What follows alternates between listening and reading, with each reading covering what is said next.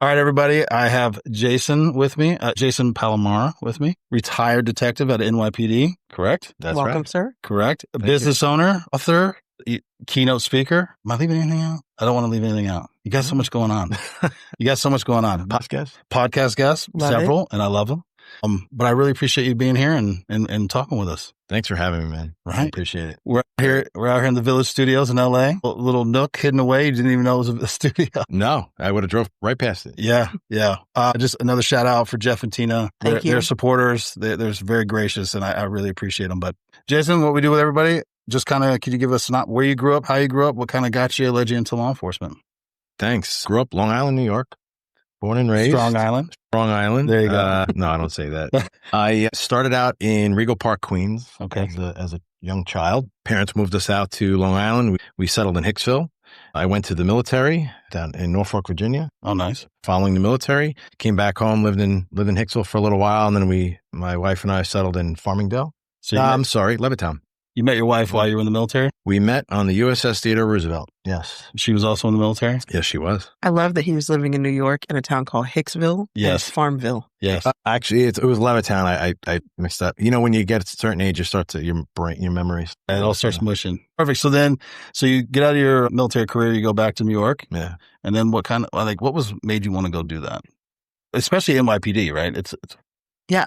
Did you have your parents in law enforcement or anybody? Do you have siblings just to get an understanding? Yeah. So I followed in my father's footsteps with the military. Got it. He's an Army veteran, and there was nobody in my family that was in law enforcement. Oh, wow. So I was the only one until my son just recently joined the Army, and now is a military police officer. So he checked both boxes. Awesome. He wanted to one up me. So good. That's good. Yeah. And he's already cracking jokes. You know, you got to have a year in before you're not ready, son. Oh, no, he's still wet behind the ears. But no, nobody was in law enforcement. I was the first one. So I kind of makes me feel good to know that now my son, followed my footsteps. Yeah. That's all. So what brought you into the military again? I was in the Navy. Okay. And Veronica was in the Navy as well. How long were you in the Navy? 3 years. Stationed in Norfolk, Virginia, and on the Roosevelt. I did one deployment, and yeah. Was your goal to only do the 3 years and then you wanted to shift to something else? Or was it you decided once you were there was a shift and you wanted to get into law enforcement? Yeah. So I when I joined, I didn't have, my memory serves me right. I didn't have an idea on whether I'm going to, stay or make it a career or not. And somewhere along the line, I actually came back to New York. I remember my parents drove me into the city. I took the police exam. Oh. They put me on military deferment. So I had my list number and I had to defer the class because I was still, an active service member. And then I started to really want that. So that kind of just made me feel like, all right, I'm going to do my time. I'm going to do my 3 years. Once I'm out, I'm going to go ahead and join. Towards the end of my Navy career, I actually took the Virginia Beach police exam, passed, did the physical. So I was like, all right, I'm going to stay in Virginia and I'm going to do that. And I decided, you know what? I want the NYPD. So I came back home and what was the deciding factor between Virginia Beach and New York? Because for me, it would have been the snow. I'd have been like, nope, I'm going to Virginia. That's how I feel now. No, that's how I feel now with the cold weather. But, it's just, it was a decision I made. I wanted that more. Yeah. Was it because it was home? That's probably a big contributing factor that it was back home. And it was just the prestige. I was young and it was, still today. You look at the NYPD, anywhere you go, anywhere we went, you say that it holds a little bit of a different, absolutely, bit of a different weight. So it's a massive monster agency. I think it's so different than really any other agency in the U.S., just the way it's structured, which I do have questions about. But it definitely, huge. And the specialties and the divisions and the teams and the task force. I mean, the stuff that they're doing. I mean, they have NYPD guys in Interpol and all over the world. Yeah. It's incredible. That's usually on like a federal agency. They are basically that, though. I had a friend of mine who worked for NYPD, and she was in their training division. At the time, I was also in the training division, and the parallels were not there. The way they ran it, because they have so many officers, was just mind-boggling. Can we talk about like what was the early training? What did that look like for you that you can recall? Oh yeah, well my training started with September 11th. So I did not realize that. Okay, yeah. So July 1st, 2001 was my first day, and September 11th was what was that? 2 months later? Yeah. They pulled us out, and that was essentially my first assigned job. So they pulled you guys out of your academy? They pulled us out of the academy as gray shirts, and we were out for a while doing everything from directing traffic down on the West Side Highway to, some guys got the morgue. I did not have the morgue, thankfully. Yeah, I didn't even think about that. Escorting residents back to their apartments off the West Side Highway, and then you'd go into the apartments, and if they had left their windows open, it was completely, white with soot. And then they pulled us back into the academy as if nothing happened and just on with the rest of the curriculum. So it was 9 months long. Wow. So you're brand new. Brand new. You're in training. You get pulled out for a worldwide horrific event. Yeah. Does that make you rethink what's your mindset in that point? Back then? Back then, in that young moment, that young Jason that is wide-eyed and doing this job. Yeah. So I just speak for myself, was looking back. So I have a different perspective now. I'm looking back through that lens. Yeah. And I think I was excited. Yeah. Because, oh man, I could be real operator. Yeah. Granted, we had no guns, no handcuffs, no batons. We had oh my God. We clearly looked like we did not belong out there, which is why they sent us out with instructors. But I think I was excited. Like I could be a real cop. And I was out on the street within 2 months. But at the same time, it was, I started my career during that time, and everybody loved us. Yeah. Yeah. Yeah. Everybody loved us. Even the ones that maybe didn't, they all loved us. Yeah. And then I retired September 2020 with very different experience. Wow. What a interesting way to see how the microcosm of how law enforcement kind of the pendulum swings. Yeah. Just in one career. You know what I mean? Yeah. That's incredible. So, because you eventually worked up to homicide detective, which, again, is people don't understand. In some agencies that could take, you may never get in even if you really wanted. It could take 20 years, whatever it is. But what did the progression of your career look like at NYPD? Yeah. So I started out at the 84th precinct as a patrol cop. Okay. Now, were you actually patrolling in a car? Because I know some of those guys stand in front of a building that has 30,000 people, and that's patrol. Yeah. So that's a foot post.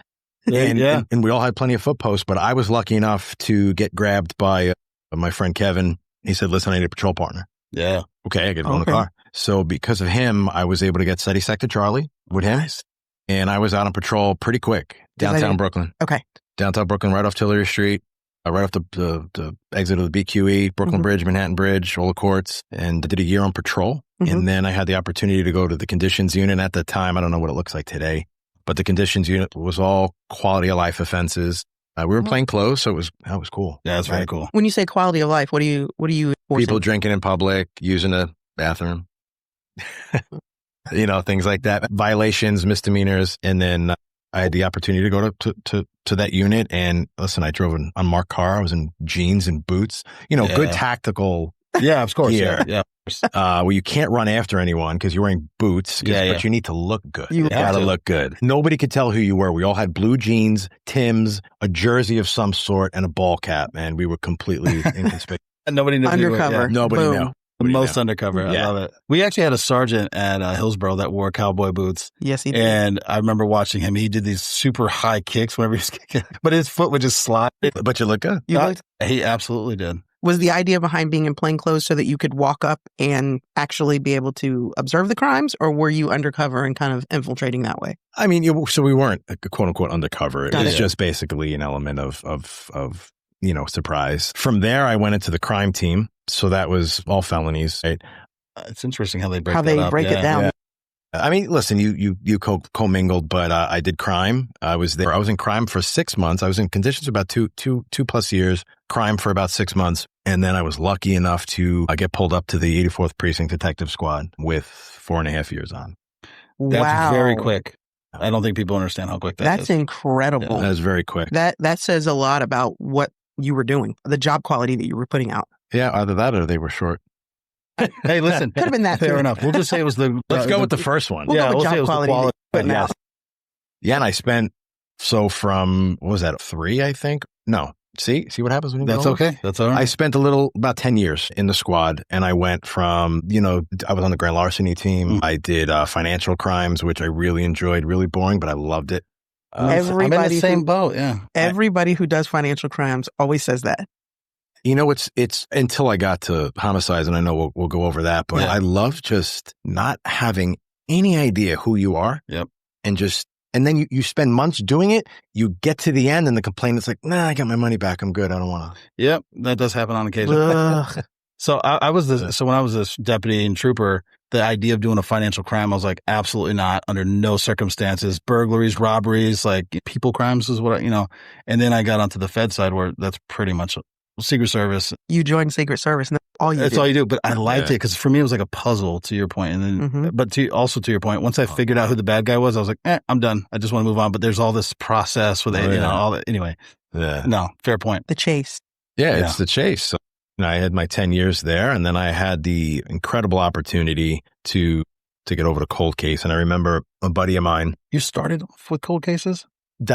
So I went from spending 10 years in the E4 squad over to cold case, and that's where I finished out my career. I did less. Wow. I was 5 years in cold case. All of your time in homicide was spent with cold cases? All of my time in homicide was spent investigating the unsolved, all the unsolved. Wow. Very cool. Was that a request that you made, or was this that everybody who comes in goes to the cold case squad? No. So I was lucky enough to have a friend who went to college with the CO of the cold case unit. And he's like, listen, he said you can come in for an interview, because he had told him about me, whatever. And I'm like, get out of here, man. I don't have enough time on the job. Everyone there is like 100. Yeah. That's what I was saying. That's usually like a way senior. You're on your kind of way out. There was no way I belonged there. So I remember I was at home in Massapequa, and I got a call or I forgot what it was. It was a text message or whatever. Can I come in? And I was like, yeah, I'm in Brooklyn. I'll be right there. And I wasn't passing that opportunity up. So I went home. I'm like, I'm putting a suit on. I'm going in for an interview. Hopped on the LIRR and walked up the block to Gold Street, which was right across from the 8-4. Did the interview, and I'm like, there's no way. There's no way I'm getting this unit. And at that time, after the interview, they did administration change for those restructuring, and I kept, my buddy kept telling me, no, just wait. I'm like, no, this is never going to happen. And it was on my birthday, I got a phone call, you're going. Actually, the PAA that worked in our squad said, did you know you were going to cold case? I said, yeah. I didn't tell anybody except the one buddy I worked with who wanted my desk. So we were secretly cleaning out my desk. It's like, I'm getting your desk. You had the good desk. Yeah. So that's how cold case came about. And I'll tell you, it was. And how long did you have on at this point when you went to cold case? So I went to cold case, I think it was 2005. And then I retired in September 2020. So it's awesome. Yeah. Yeah. So just because I'm interested, I've never worked a cold case. But they're fascinating. Yeah. And I'm not trying to bore you because you did it for a long time, but like, what was your process? And then do you have any like standout ones that were like that kind of like success? I figured it out. Yeah. I was very fortunate to work on some amazing cases, and I loved a lot of what I did on my time on the job, but cold case by far is far above anything I ever did. For many reasons. My process was, we were lucky enough to have the pick of the litter, whatever we wanted, right? So we would go through the old cases. I would look for close contact, right? So strangulation, things where you have a close contact, you increase the chances of a DNA potential. And I personally looked for elderly victims or younger victims. And when I first got on the job, I was like, I want to go to special victims. And then, my kids were young, and I'm like, there's no way I'm not going to end up on the other side of the bars if I go. Yeah, right. Yeah, that's a hard thing. But I wound up in most of my homicides were kids. I'd say, kids. I say 16, teenagers. Yeah. Those are kids. Yeah, and they're older than that, so they're still kids. As you get older, everybody's a kid. Then everybody becomes a child. Yeah. But so I would, so we can review the old cases. Sometimes we would get called by a family member. Can you look into my, cousin, brother, mother's, side? Or brass would get a phone call, or something would end up on the news, and you were voluntold. Yeah. This was a case you would look into. But we really were given a lot of rope to investigate what we wanted. I printed out, I still have it. I printed out, I think it was a New York Post article. I think it was something like the 5 or 10 notorious unsolved homicides for the city of New York, and pinned it up on my cubicle wall. And I think I had like 3 or 4. I wound up having 3 or 4 of them. One was a 2nd Avenue deli case, the murder of Abe Lebel Hall. One was the murder of Rashawn Brazell. One was the murder of Chanel Petro Nixon. And they were all on that article. Yeah. We solved, Chanel's case is solved. And we can get into whatever case you want. Rashawn's case is solved, and not because it was all me. It was because of everything that had been done before me. And the benefit of cold case is you have all these detectives putting in all these years of work. Right. Yeah. Now I can sit back and look at it all. Yeah. Without being bothered, without getting up. We just got a homicide. So now you put that case down, you don't touch it for months. Yeah. Yeah. I don't have that. Yeah. That's why it's nice having an agency where you can separate those things for sure. Yeah. And I was able to piggyback on some great work, and it was amazing. So that just for perspective, we talked about how big NYPD is. On average per year, when you were there, what was the homicide rate how many were occurring over the years? I know it's a rough number. Just rough numbers. And then therefore, how many were then coming over to the cold case unit for you guys to, go through and work? Yeah. So I don't know the homicide numbers, to be honest, but any cold case, any homicide can get pulled into cold case, right? Okay. There's not a time frame for it to have sit dormant? There was something written up, or it was like 6 months or something. Okay. But a lot of the cases we grabbed, so it was called the ECMS system. It was electronic reporting system. Right. And I think that came about somewhere around 04, 5, 6, the rollout was. So when we found the case that we wanted to investigate, and it was in ECMS, we were able to see where it's assigned, who it's assigned to, and we were able to see, is it being worked on, right? Yeah. Right, wrong, or indifferent. Detectives would grab a case, they would have it, and it would just sit. In their case. So, you'd call, say, hey, you're working on it or whatever. No, go right ahead. Some were more than happy. Get this off my case. Yeah. Thank you. Others were, knowing how notable the case was, wanted to just hold it. Just possessive of it?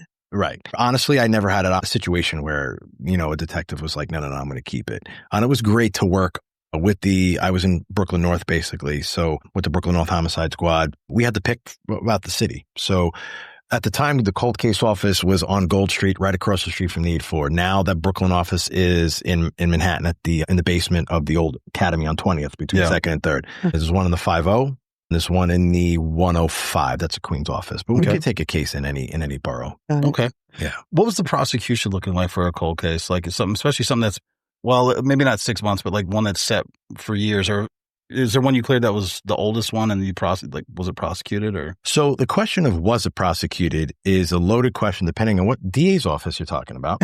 Okay.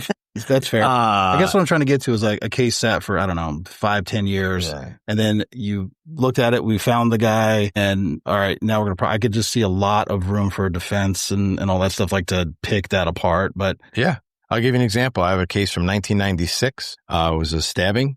It was the murder of a detective that I worked with's cousin, back in 96. And he said, when you go over the cold case, if you ever get over the cold case, he's the one that took my desk, by the way. He's like, can you investigate my cousin's case? So that was the first case I grabbed when I went there. To be able to work on another MOS's family member's case was that's big special. Long story short, I'm retired, 5 years now? 5 years now. I've been back for hearings 4 times. And just last week, they called me because they're going to start trial. Wow. So it is going to trial. That one's going to trial. Yeah. But it's taking that long. So just to give you an idea. Yeah, no, I understand. So I have a question in regards to when you were talking about taking on a case of someone who is a friend of yours, essentially, the emotions that are tied to that. With working with cold cases, was it a little less emotionally taxing, if there's a way to be less emotionally taxing, because there was that distance in time, essentially, with when the case occurred and you not going out and being hands-on and kind of retrospectively looking at things? Great question. And I'll tell you, I'm just going to answer it just from my perspective, and I'm sure it's different. As much as I tried to have that distance emotionally, it didn't happen. I got so involved with the victims' families. I still speak to Shael's mom today. I still speak to Rashawn's mom, Desire, today. Become part of their family. And especially after you are fortunate enough to give them a positive conclusion. Yeah. I mean, they can never bring their family member back, their son, their daughter, but it's a bond. And so as much as I tried, it wasn't possible. I asked because my husband, he actually was the supervisor over the homicide unit. It was emotionally taxing for him, even though he wasn't involved with the cases. But I thought when you're in it it's happening right now in real time. Is it any easier when yours aren't in real time? But I guess to be good at the job, you have to be emotional. So in real, it is for me, it was, I guess, a happy balance. I wrote about it. I didn't always handle the investigations well personally. We can get into that, but there's an element of that those cases needed. I think I would love to handle them differently today, but I know that my full attention was on that case. Yeah. And it was not funny, but we had a press conference for the Chanel case. I'll never forget my partner, Evelyn, and I, we went to in Brooklyn, there was a press conference. We were announcing the indictment of the kid, the guy who killed her. Mm-hmm. And we went back to the command. And I remember driving home that day and feeling that, like, what's next? Like, because you just come crashing down off that roller coaster, hypervigilance roller coaster, and you're like, all right, what's next? Like, what are we going to do next? Yeah. That was really hard. So I think, creeping into the mental health space, it was a defense mechanism, I suppose, to maintain that level of intensity, because the opposite of that was unknown and a little scary. So it was like, just keep going. And there's only one thing that happens when you do that, you crash. The mental health piece of detectives in general that work into those either violent crimes, juvenile crimes, homicide, things like that. It is incredible that they do exactly what you said. We just got to keep going, keep pushing, moving to the next case, because that's how they sustain. And then there is the crash when they retire. And it can be very difficult if it's not prepared for or expected. Like I said, my husband was over the homicide unit, and I remember his son was small, and he went out on a case that involved a kid, not a baby, but still a kid. Mm. And he came home and I could see in his face, he was just drained. And it wasn't till probably about 2 weeks after that, he's like, I gotta find someplace else to go to finish my career. Yeah, I can't do the same. What strength on his part to, one, have that perspective, recognize that he needed that self-awareness, and then actually follow through with that. Yeah. That's amazing. Yeah. He finished out in crime prevention, so he got to go to golf tournaments and all kinds of stuff like that to finish. Good for him. Yeah. And it was good. Absolutely. For sure. Absolutely. So it's just incredible to hear you kind of touch on that mental health piece that I think a lot of times isn't talked about either. No, it's not. So I appreciate you sharing that with us. Well, I think we'd be remiss if we didn't at least have one story. The Chanel one seems to stand out. Do you want to just kind of walk through that? Not necessarily details, but just kind of how that came to be. Yeah. Chanel's hasn't come to trial, so I'll be a little limited. Rashawn's did. We'll do Rashawn then. We'll talk about Rashawn. Yeah, I will be cautious in that there's always room for, but I will preface with that. We speak of that. I'm not on the job anymore. So, I'm a little bit more free to speak on how ridiculous the Brooklyn District Attorney's Office handled Rashawn's case. Yeah, fair. So Rashawn Brazel, 19-year-old young man that was murdered by this individual, and it was a gruesome homicide. Many of your listeners can just Google the name. I won't get into the details, but I picked up that case because the original case detective, Richie Amato, and I were friends, and I was looking into that case independently. And as things happened, Richie was getting ready to retire. I had spoken to him about it. He said, yeah, I'd love for you to take over this case. Richie was in Brooklyn North Homicide. He said, I'd like for you to take over this case, but you got to meet Mom first. I said, well, yeah, of course. I said, naturally, I would want to meet the family. So you don't understand. She's got to say yes. She's got to approve you. Interesting. Okay. Right. And I'll never forget, I think it was a weekend morning in downtown Brooklyn in the 8-4. There was a diner on the corner in Dumbo. And Richie and I met Miss Brazel, Desire, and man, I was intimidated. I'm on a job interview. Wow. I'm respecting this move though, but as a parent, I'm like, I'm respecting this. And it was a pivotal, it was a great start because it set the stage. And I'll never forget, she told me, listen, if I find anything out in the news before you tell me, we're going to have a problem. This ties in communication. Very well. And Desire is family to me today. So I started working on that case. I worked on most of my cases with my partner, Evelyn Gutierrez, and I'm investigating Rashawn's case. She's investigating a case of Sharabia Thomas, a teenage girl that was murdered. The years I'm forgetting, but they happened within very close proximity. And was it Bed-Stuy? Yeah, Bed-Stuy, I think. And so I'm doing mine. She's doing hers. We're helping each other out with them. And I'll never forget, I was doing a workup on the guy that killed Sharabia. We had DNA match, and it was basically building the case, right? So just helping her build a case. And he was in jail in another state, and I was doing a workup on him, and I saw that he was living, when I say across the street, like directly where that TV is, directly across the street from Rashawn. I said, wait a minute. You can't tell me this guy killed this girl, dumped her body, and then a year later, or was a year before, I forgot what came first, the kid across the street gets murdered almost in the same fashion and almost disposed of in the same way. And he's not something I need to look at. Just going to say. It was one of those moments where I was like, Evelyn, look at this. Look at the distance. He's right across. Yeah. Long story short, he did both. Wow. Right. Damn. So working those cases simultaneously with Evelyn, it was one of those, it was the high of the roller coaster for a while. We traveled, internationally, domestically. We were all over the place. It got to the point where my wife Veronica was like, all right, just bring me back something. We were going to Caribbean islands. I'm like, I'm going to this Caribbean island. She's like, just bring me something back. I'll take a rum cake. Yeah. Her and Evelyn were tight. And so I would bring her home something for every place I went to. Damn right. It was, those are great cases. So in Rashawn's case, he was convicted on charabias and he was not brought to trial for Rashawn's. And I can opine on the multitude of reasons why those decisions were made, but I'll just leave it with he should have been. So the DA, because it was two cases, decided to only charge in one? Well, one was already done. Charabias was done. And they said that was good enough? And we were still in the process of Rashawn's. And I don't know whether it was a situation where, you know what, if we open this can on the second, is it going to do something to the first? Or a lot of miscommunication. You talked about communication. A lot of miscommunication with the family. Mom did get sure that she knew who did it. Right. And she knew who he was. They lived across the street. Yeah. Especially New York. They all know. Yeah. And Brooklyn. Exactly. Yeah. And he's not getting out. So there's some solace there. And you know what, there's something you lost. You lost a family member and you'll never get them back. But through the whole process, you gained more family, right? So going back to your original question, it's very hard. It was very hard for me to separate my emotions from those cases, hence why I still speak to them today. To piggyback on that too, when you say you put all this, literally your blood, sweat, tears into these cases, and then the district attorneys, and we understand, I'll preface it by saying we understand that they have a different role. Mm-hmm. They have a different set of things that they're trying to accomplish. But the letdown of, hey, good job, we're not prosecuting though, that's got to be emotionally taxing as well. And it doesn't just happen in one case.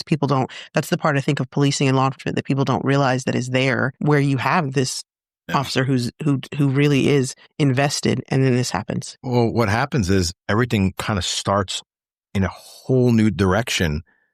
Once it gets to the court side of things, you think that, okay, we've completed, and you've just begun. Yeah, exactly. You've just begun. And you mentioned something that kind of, made me think of something. You said blood, sweat, and tears. It wasn't just my blood, sweat, and tears. It's my entire family's blood, sweat, and tears. Yeah. Yes. Which I want to touch on. Yeah.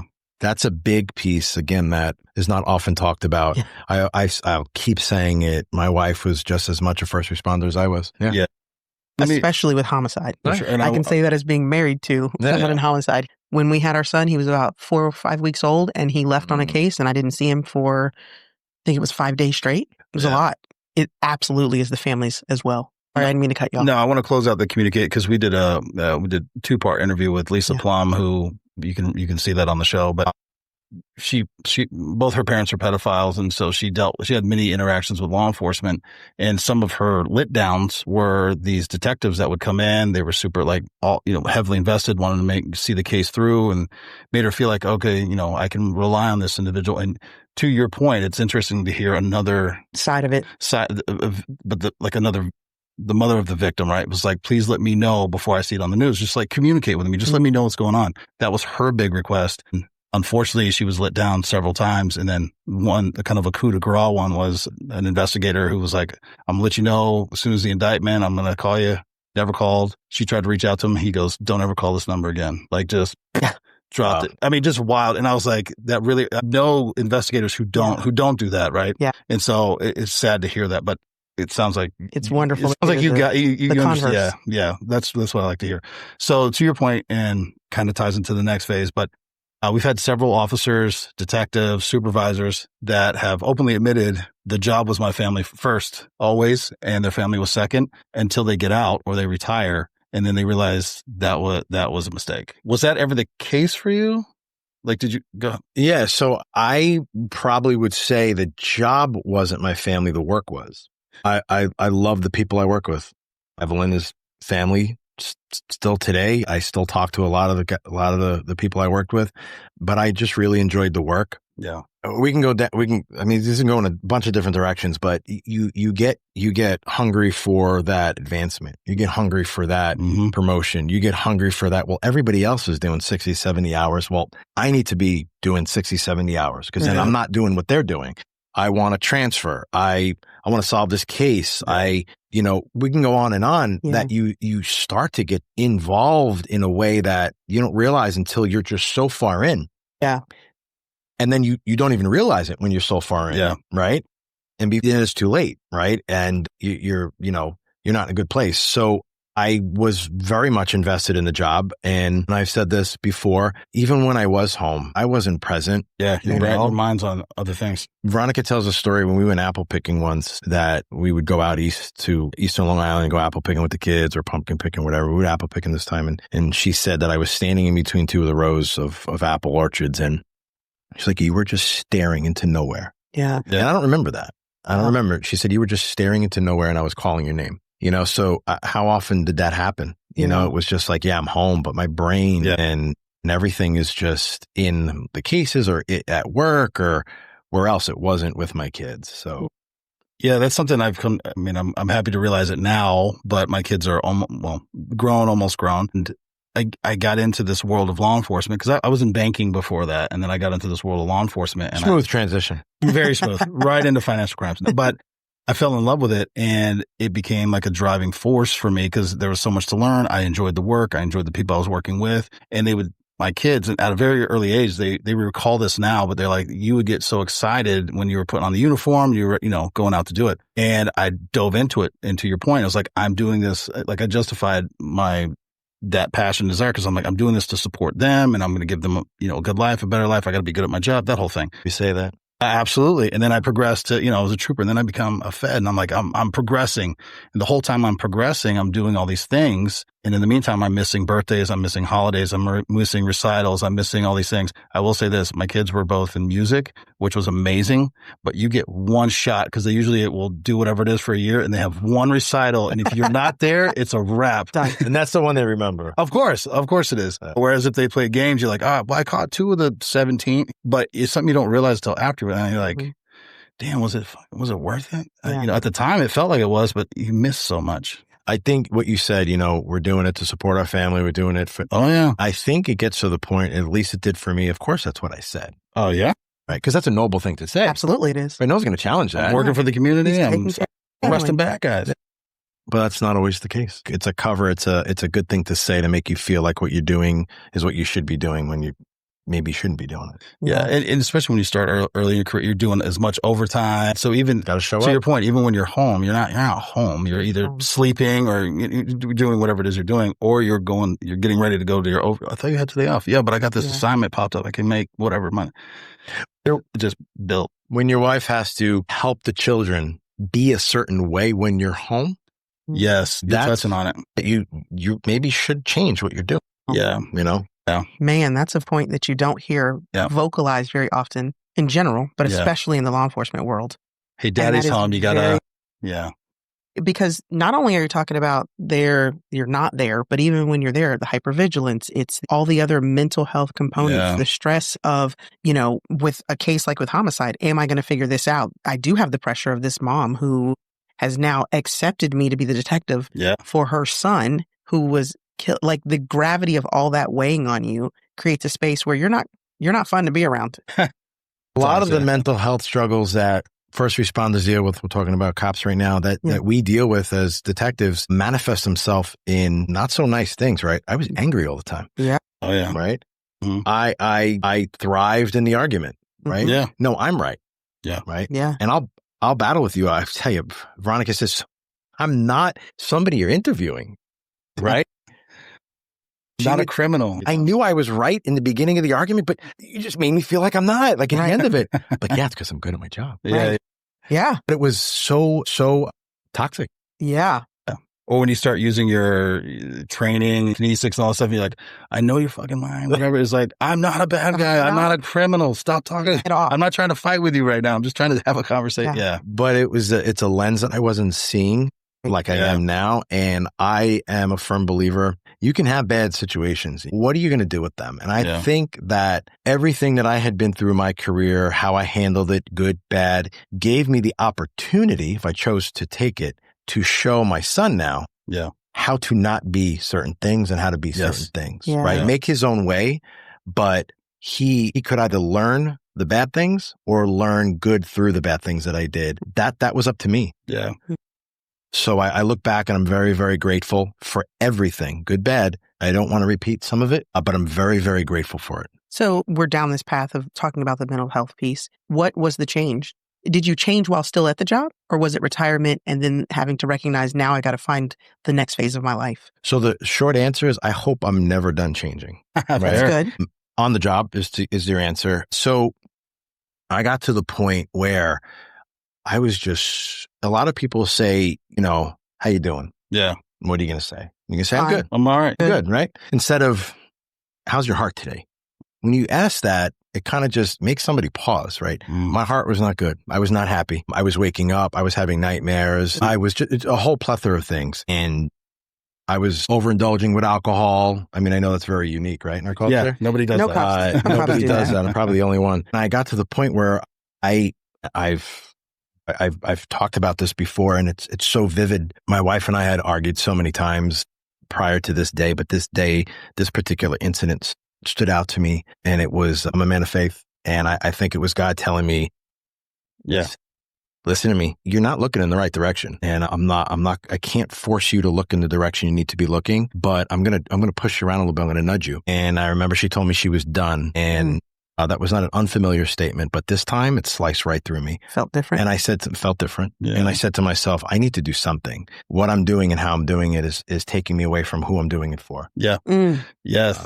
That's very good, man. And so what did I do? I did everything I could do. I started listening to podcasts. I started reading books. You've heard that you are the culmination of the 4 or 5 closest people you spend your time with. Well, maybe I wasn't spending the time with the right people or quality time with the people that I was spending my hours with.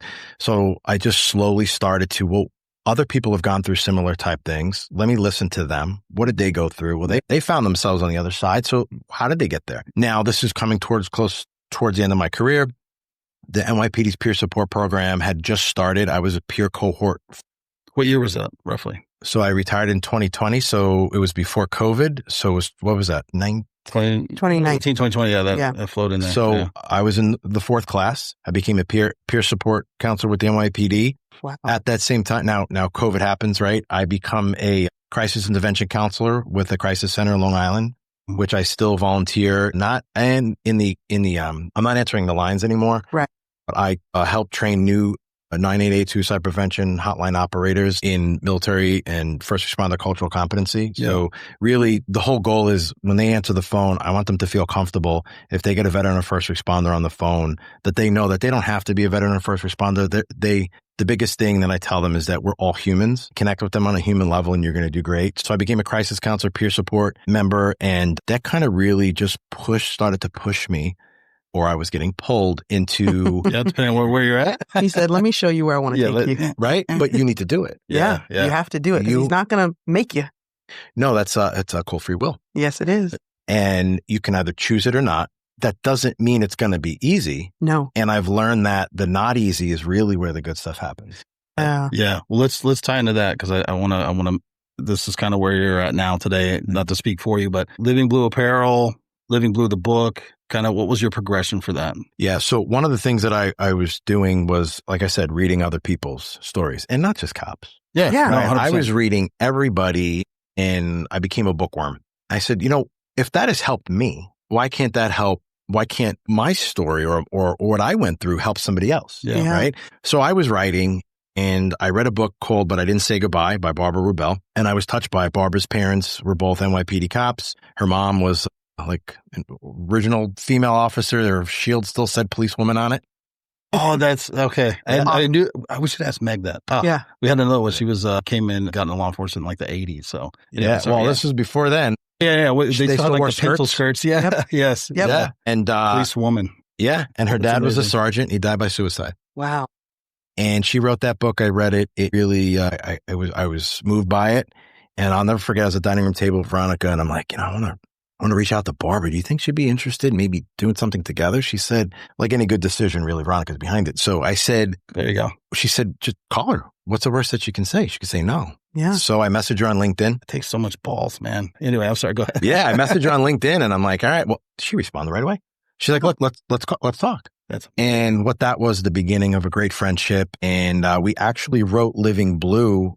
I mean, she was not in New York, so we were just going back and forth. I'd send her, she'd send me, and we'd volley back and forth. Yeah. Living Blue is the name comes from Veronica. She picked it. Oh, so she's behind it. I'm giving her all this credit because I have to travel home with her. Fair enough. Well, you're a lucky man, sir, because I'm listening to what she dealt with, and she's still right here, happy, supporting you. Military and 20 years in the police department. Why did she pick the title Living Blue? Thank you for asking that. That's a great, because we need to keep living. Yeah. Oh, that's so good. I didn't think about that. Because too often, we are seeing first responders' mental health struggle get to the point where they're done with, and we have a shirt, Stay Curious shirt. They lose that curiosity. That crotchety, grunchled old law enforcement detective officer, and I know exactly what you mean by that statement. Yeah, they kind of give up on that. They don't care anymore. Yeah. How many times have you heard that? I don't give a shit about that anymore. I don't care about that anymore. And why is that, right? And keep that, what don't I know? And when you stop asking yourself that question, the questions we ask ourselves are the most important. And when you're done being curious about how you can get from here to there, when you're done being curious about what maybe happiness does look like, right? We lose so that's living is, we need to keep living, and Living Blue is you're living blue. And it's not just the officer that's living, it's the family, right? That's why this book is for the family too. It's for the clinician, the people that have a passion for helping us in behavioral health. It's for the family. It's for the officers themselves. You don't have to be in uniform to take away from this book. And that's the human part of it. We're all happy. We're all sad. We're all mad. We're all frustrated. These are human emotions. And too often as cops, we forget that we're human beings first. Yeah. So when we connect on a human level, I think great things can happen. And that's what Barbara and I believe this book is. It's a way for people to connect, realize that we're not alone. All right, you're going to go through your crap. You know what? That's the only place resilience is built. Yeah. No other place you're going to find yourself becoming resilient. It's through the struggle. I'm a big fan of John Maxwell. I became a John Maxwell life coach, and one of his invaluable laws of growth is the law of the rubber band. And the only value of a rubber band is when you do what? When you stretch it. You can throw it at somebody if you want it, but you have to stretch it. And if we don't stretch ourselves, we stay in the same place. Yeah. I think it's interesting when you were saying about, all the emotions that we go through as law enforcement officers. We get very comfortable with a lot of negative emotions because of the work that we do. Mm-hmm. The anger is acceptable. It's acceptable for us to come off of a call and be very mad about what happened. It's acceptable for us to do those kind of things. It's not acceptable for us to come off a call and go, that one broke me. That one hit me here, because you're fine. It's part of the job. It's just part, and it's like living is experiencing the entire rainbow of emotions that we all have. And being able to be resilient enough to get through the sadness, the anger, and all those things, and still be able to find the happiness in there as well. Yeah. So that's a great way to put it. Super interesting, because I don't know if you had an opportunity. We did a mental health mini series with our podcast, and the reasoning was because I'm part of, in Florida, we're trying to build that crisis line for first responders.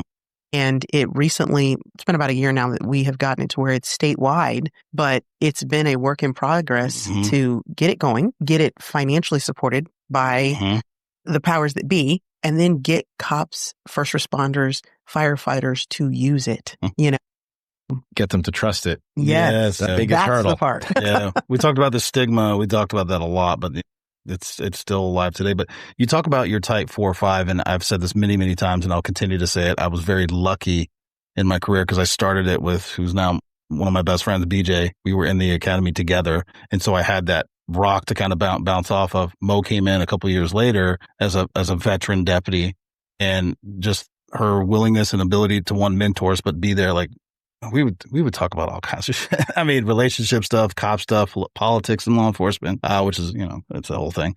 And just, so I was lucky in that there's many guys that don't have that, never find it for whatever various reasons. Don't look for it. Yeah. Finding someone to trust with, and that you believe is not going to try to stab you in the back so they can get promoted or whatever their reasons might be. Right. Is a real thing. And it's like, dude, we already do a dangerous enough job. Like you should have that camaraderie. Well, you touched on something. We're our own worst enemy. Oh, yeah. In so many, every cop out there listening to this that might have that bravado or that veneer that says, no, but I'm good. They're not. Everybody has personal issues. Everybody argues with their spouse. Everybody has problems with their children. Yep. If you don't, you're gonna. Oh, yeah. So when we start accepting one another for the flaws that we have, be more interested than interesting, be more interested in other people and how you can be of value to them instead of what can I have for myself, that goes against a big element of our culture, right? Yeah. You got to be that stoic, we're the problem solvers. We're not the problem. Until you're not. Yeah, exactly. Until you're not. Until you are the problem. Yeah, exactly. Because if you're not humble, you'll get humbled. Yeah. No, for sure. So Living Blue Apparel, can you talk about on that? What you're doing, where it's going? Yeah, thanks. So Living Blue Apparel is from, the name Living Blue. The book, yeah, absolutely. Right? So it came after the book? Came after the book. Okay. And listen, how many online apparel shops are there out there? There's a lot. A lot. On the veteran military space. And I said, well, why can't we do something, right? Why can't we have a platform where we are faith-based, behavioral health-based, and we're pushing messages out in a subtle way through our designs that make a silent statement to those who are wearing it or seeing it, that I know that they get me. If it's a Stay Curious shirt and they see the suicide prevention PTSD ribbon, I know they get me. Yeah. Right? They see the Living Blue logo. And so we're trying to use that platform for more than just selling apparel. Yeah. Right. Yeah. That's where I was tying into. Yeah. Yeah. So we're doing that. And we have, from my understanding, one of the only e-commerce websites that has a resource page. So we started the resource page. So when you're buying a t-shirt, well, maybe you stumble across a resource. Maybe you write the number down. Maybe you screenshot it. Maybe you come back to it. Maybe it's for you. Maybe it's for somebody that's struggling. And it's an unsuspecting place to find the resource. And so we have that. We also we're working with a nonprofit called Blue Cancer Connect. And my first patrol partner was diagnosed with very serious cancer, and a close family member had cancer. And we kind of just, whether you want to whether you're touched by cancer or not, cancer is going to touch, unfortunately, everybody. I think you're probably like the fourth or fifth person on this podcast that is either personally or had somebody in the family. Yeah. Yeah. So it became really something important for us. So when you go on our website, we have a cancer awareness program, and we'll donate 100% of the proceeds back to families battling a cancer diagnosis. Wow. Because we know how much we rely on overtime. Whether it's you're battling a cancer diagnosis and you can't work that overtime, well, guess what? You're not working too. You're not working your off-duty jobs. Yeah. Right? Or your spouse is taking care of you and they're not able to work. Right. Yes. If it's as simple as us raising $100 and you guys can enjoy dinner that night, maybe you don't fight that night. Yeah. If it's a few $1,000s, well, maybe you could go on a little vacation with your kids. Whatever it might be, it's something that we want to do, again, using the platform we have to do more than just sell merch. Yeah.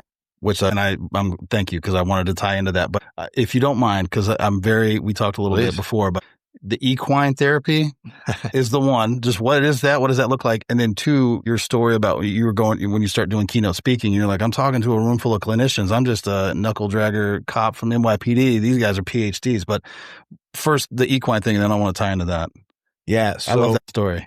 Yeah. So equine therapy, my first keynote was at Palamara, an equine organization in Suffolk County, Long Island. They're amazing people out there. And that was, so I shouldn't have gone 20 plus years without knowing what equine therapy was. Until you said it, I'd never heard of it. Now I know more about it than I ever would have. So yeah, no, I think, and that's the point right there. Yeah. That we should all know what that is. Listen, there's different modalities that work for different people. But why not include something that is becoming proven to be so therapeutic and so beneficial to officers, first responders, veterans, humans for a multitude of reasons? So I speak at this networking weekend, and yes, I was talking to a room full of clinicians, but I associated their world, the world of horses, right? From equipment to the saddle pad, to the saddle, to the straps, to the bridle. How does that relate to you helping officers, right? Yeah. The fly mask, right? So I correlated their world to our world in the effort to help them, like the crisis counseling training, to help them feel more comfortable helping us. And when they do that, we're helped more. So now, man, I love this. Yeah. Right? And, I joke, but it's true because Veronica and I listen to country music. We have cowboy boots and cowboy hats. We're essentially cowboys. I mean, it's just by default. By default, because you wear a cowboy hat. And we have chickens, so we're farmers. Absolutely. I love it. I love what you're saying. Anyway. 100% yes, I agree. So I get really interested in that. And Veronica and I had an amazing opportunity to go to an EGALA training what was it, about a week ago. So EGALA is ground-based equine assisted psychotherapy. There is horse riding, therapeutic riding. That's not EGALA. EGALA is ground-based, and it's something that I think is it's amazing. So it's utilizing the horse, right? It's taking that issue that you're dealing with internally and putting it out there. And we could do like 3 podcasts worth on how a horse is so suitable for this environment, right? God put these creatures here and they're just waiting to help us. And that week that Veronica and I went to that training was absolutely transformational. So our goal is to become ESs, equine specialists. And what it is, the session is comprised of an equine specialist, a mental health professional, the client, and most importantly, the horse. Yeah. How are the horses for this therapy? Is there training that goes in? Like what is... Do the horses go through training? Yeah, 100%. I mean, I don't know. No, the horses don't go through training. The horses are just being who they are. The horses are being who they are. What I mean by training is like, you got to make sure they're not trying to nip you or, I guess maybe they still might kick you, but... So are you asking, does the client go through training?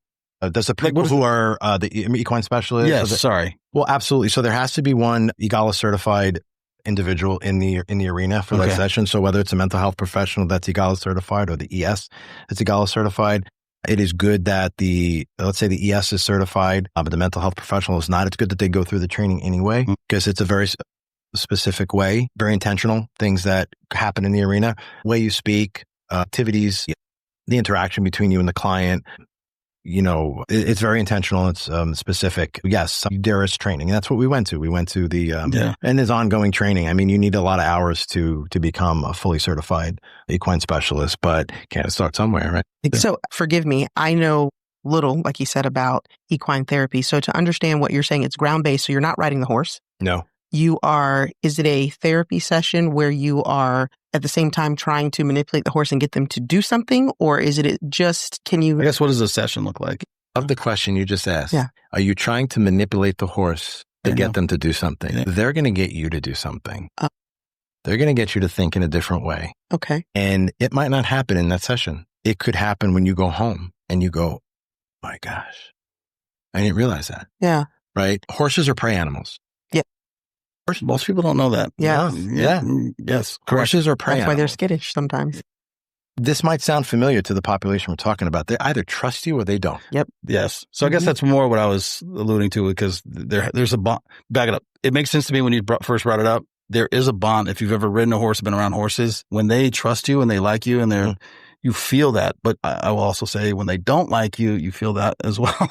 And they feel it. Yeah. No, 100%. So it makes sense to me what you're saying. Yeah. I mean, let's just be real simple. They're so familiar. They're so similar to us as first responders. Why wouldn't we explore utilizing them in a therapeutic environment? Yes. I mean, just for that reason alone. Right. I mean, they're just like us. Yeah. Right. And they don't verbalize it, but they show you in their reactions. And when you're around, listen, we're pretty much the same size. Right? Yeah. We're right here. Yeah. When we get into an arena with 1,000+ pound animal, again, I said before, you're either humble or you get humble, right? For sure. You're not telling that horse anything or having that horse do anything it does not want to do. Yeah. Right? That sounds like a cop. Yeah. 100%. And when that trust is established, amazing things happen. Yeah. And you don't get that horse to do anything. It gets you to do something. And the most important thing it gets you to do is think about how you look at life. How you're looking at the problem maybe you're presenting for that session. It's funny you say that because then I'm thinking back the question I just posed to you is, are we manipulating the horse to do something? As cops, we are goal-oriented. What are we trying to get to? What are we doing? And that was... Are we here? That was my purpose of the question, but the response really changed my thinking in that moment. Yeah. And that's what a horse does. Yeah. Its response will get you to change your thinking. Mm-hmm. I'm so glad you used that exact line. A horse will get you to change your thinking. And it might not happen then. It might happen that night. It might happen a week later. You might leave that session and say, this was BS. It was a waste of my time. That could happen. And that happens. Yeah. Right? It happens at therapy sessions. Probably more often than not. That horse will get you to change your thinking. Yeah. You know what's so beautiful about this too is that for years, for cops, it's always, you need to go to therapy, talk to us. But now in this arena where we've been talking to people, we're hearing so many different ways that people are trying to go about their mental health once they're at a place where they are recognizing it. We had one of our people came in and talked to us about using ETMS and now the equine therapy. So it's so nice to hear that, one, we're recognizing that these are things that we need to work on. And two, that we are thinking outside of the box of, because we'll go to therapy. We'll say, I didn't like that guy. He was crazy, and never go back again. This is giving us options. More options. Your face is lit up and your demeanor changed when you talk about your wife. Yeah. When you talk about the case that you mentioned with the mother and then the equine therapy things. Yeah. I'm not saying that. I'm glad you put it in that order. 100%. Well, that's, yeah. Well, and I'm sorry, in your son and your children. Okay. But the demeanor change was shifted very much so. Yeah. So what is your goal, I guess, in the next couple of years? Like, what are you pushing towards? Like, what are you attempting to reach with what you're doing now? I hope that answer changes every day. But as far as, you're talking about the equine space, I would love for Veronica and I to be at a point where we're having sessions for veterans and first responders, and that we're just watching that transformational change happen, because there's many different modalities. There's different things that work for different people, different strokes for different folks, but we love horses. Yep. We love being around them. We love what they can do for us, silly little humans. And once you see it firsthand, you can't go back. Yeah. There's no backsies once you experience it. And, you and I can say, I know this guy Tyler is a good dude. And it's another cop's going to go, all right, you vouch for him. He's good. Yeah. I could tell you all day about equine therapy. Step into an arena. Yeah. Be around the horse for a little bit. Go through a session. There's no turning back. I will say I grew up very rural, so I have ridden horses. I'm at a size now where all the horses I ride are draft horses, and they're either named Big Red or Joe every time. Doesn't matter where I'm at. Palamara has a horse. His name is Goliath. That's probably my horse, so that's usually how it goes. I will say, so when you said equine therapy, I was like, I've never heard of it. But then after that conversation with you, I was like, that makes 100% sense to me. I don't know, and I'm not hippy dippy with the crystals and all that. I'm not trying to diminish anything, but there's a difference when that horse trusts you. Yeah. And I've only ever ridden them, but it does make you feel like, oh, maybe I am okay. Yeah. I don't know why. It does. It's like, I don't know. It's a weird thing. Horses specifically, maybe because they are so big, you're like, I need it to hurt me, but it doesn't hurt me. It does create that bond. My second question, and it is kind of going back a little bit, but another thing that we've started delving into, especially with first responders, is the transition out. It's like, it's been described as you're going 100 miles an hour. I mean, detective, we've had specialty, SWAT guys, bomb guys, and you're going 100 miles an hour. And then all of a sudden, have your retirement party, you get your watch or your plaque or whatever your agency does. And then the next day, boop, and someone else is driving your car, your badge number, and it's like, thank you for everything you did. But now, boom, you're gone. Did that hit you at any point, or were you already kind of you had something to move? So a little bit, right? So I was already kind of one foot in the door in the behavioral health space, and I wound up working for a behavioral health care company for a couple of years after I retired, while the book was coming about, while the apparel company was coming about. Equine therapy hadn't started as of yet. But if I had to say one point that I kind of was like, wow, that's when I was doing all the exit paperwork, and you're planning for your death. As you're retiring. Yeah. You got to sign all that paperwork. While I'm starting the rest of my life, I'm planning for the end of it. Right. At the exact same time. And I didn't know, my co-author, Barbara, she's a thanatologist, right? So What is that? Yeah, right. So she jokes. She's like, I make a great conversation at a bar, right? Because death and dying, grief, bereavement, right? Yeah. People don't realize that the retirement process is a grieving process. Absolutely. Thank you for saying it that way. It is. You transferring is a grieving process, right? Mm-hmm. Yeah. When you are changing from one thing to another that you enjoy, it affects you, right? So I was leaving one world, stepping into another. You might say, what is scary about your family? Well, you know what? It's learning how to be around them in a way that I haven't been around them in over 20 years. Yeah. Is it going to work? Yeah. Mm-hmm. And that's scary. It's stressful. I miss the thrill of the hunt. There was nothing like hunting a human being that murdered somebody. You can't give me that high anywhere. Well, maybe on a horse now.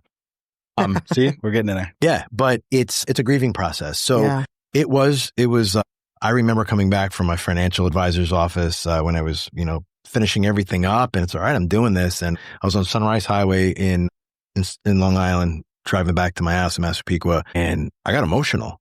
I'm like, I'm not signing in tomorrow. Yeah. And it took probably a good year and a half before a holiday would come up, and I didn't have that angst like, I ordered in. Wait, you dummy, you're retired. Yeah. You can go there. You can be present there. But it was in there. Yeah. And the anxiety can translate. Like it's the anxiety of, I don't get this call, but now I have this other, now I have to deal with family and do all the things that I haven't been there for. Like, what does it look like? What does it look like now that I'm here? So we made the decision together. I said, I spent over 20 years without her in what I was doing. So we're doing everything now. And we haven't talked about it. She does this all with you. Your wife, I'm sorry. Yep. She was my first and foremost proofreader, editor. How fun was that? Listen, she tells me what to do anyway. So it really, honestly, I've gotten to the point where I couldn't send anything over without her looking at it first. I'll show her my social media posts. All right. Is this all right? And I got to the point where I'm just so used to that now. Like I have to do it. Yeah. Otherwise I'll be like, I should have, Yeah.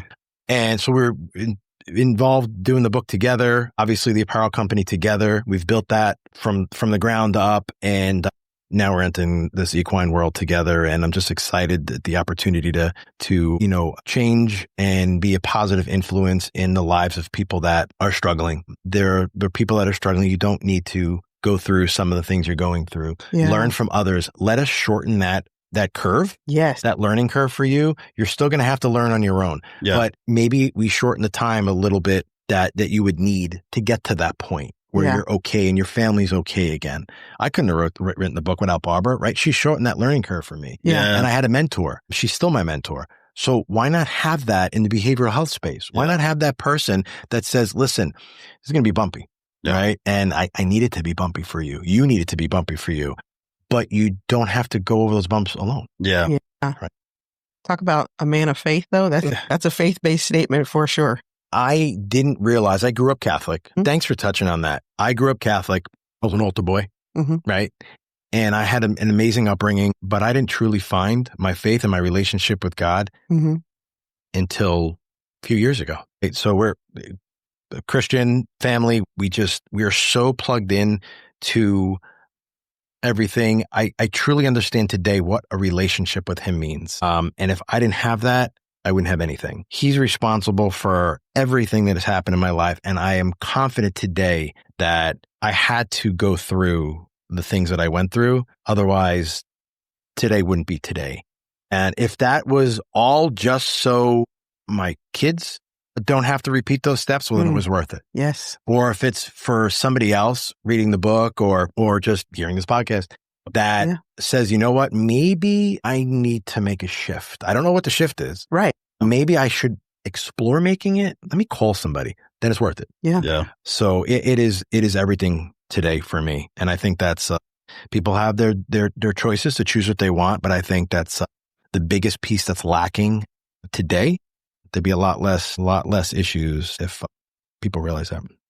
To your point about, learn, I've made the mistakes, you don't have to do it alone. Let me help you. That is a battle I'm still fighting with my children. I'm like, I've already done all these things that were very dumb and hard. I did everything the hardest way possible. I'm trying to help you. My son's still fighting me on that, but he likes to make all his own mistakes, but I'm hoping it works through. But to your point about faith and what you're talking about, it is amazing where I'm in that phase now where I always felt like everything was so hard. I did everything the hardest way possible. I never had that in or that buddy like, hey, help me get into this or whatever. I never had that for me. And then you shift your mindset and you just kind of go for it. Like, I'm going to reach out to this. What is Barbara again? Say the word. Thanatologist and see if she'll write a book. She's like, yeah, absolutely. Let's do this. It's almost like when you start moving in the right direction, even though you don't know it's right, but you're moving in the right path. It's like, oh, wow, this is a lot easier than what I was doing before. Yep. Not everything has to be an uphill battle and a fight all the time. All the time. Worry less, pray more. When I started doing that, things started to change. Listen, that doesn't mean life still goes the way you want it. No, yeah, for sure. Right? Sometimes you need to get uprooted so you can realize that the journey you're on might need to change. Yeah. Right? And being uprooted never feels good. For sure.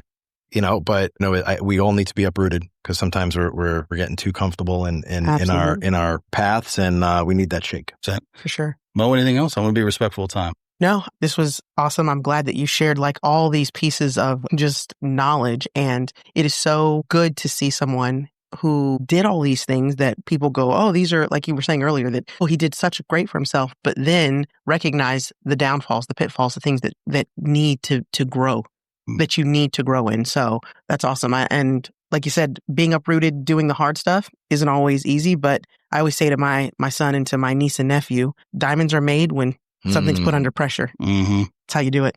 So thank you. Yeah.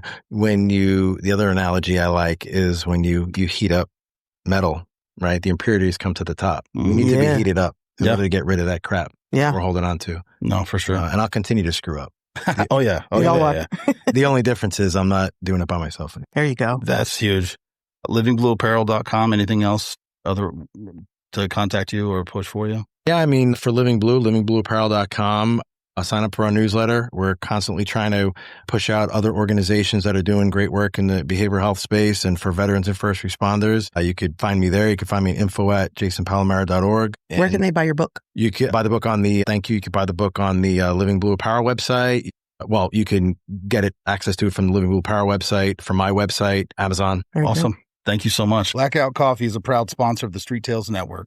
You get up every morning and put in the hard work. You deserve a cup of coffee that does the same. This isn't your weak mass-produced brew. This is Blackout Coffee. Blackout Coffee is a veteran-owned company, and they roast their beans right here in the USA. Blackout Coffee supports families, freedom, and a cup of coffee that's as strong as your values. I want to redo that one. Blackout Coffee is a proud sponsor of the Street Tales Network. You get up every morning and put in the hard work. You deserve a coffee that does the same. This isn't your weak mass-produced brew. This is Blackout Coffee. Blackout Coffee is a veteran-owned company, and they roast their beans right here in the USA. Blackout Coffee supports families, freedom, and a cup of coffee that's as strong as your values. Support Blackout Coffee and the Street Tales Network by making your order today. You can go to blackoutcoffee.com/Street Tales to get 20% off your first order. You can also find a link to Blackout Coffee on www.streettalesnetwork.com. Street.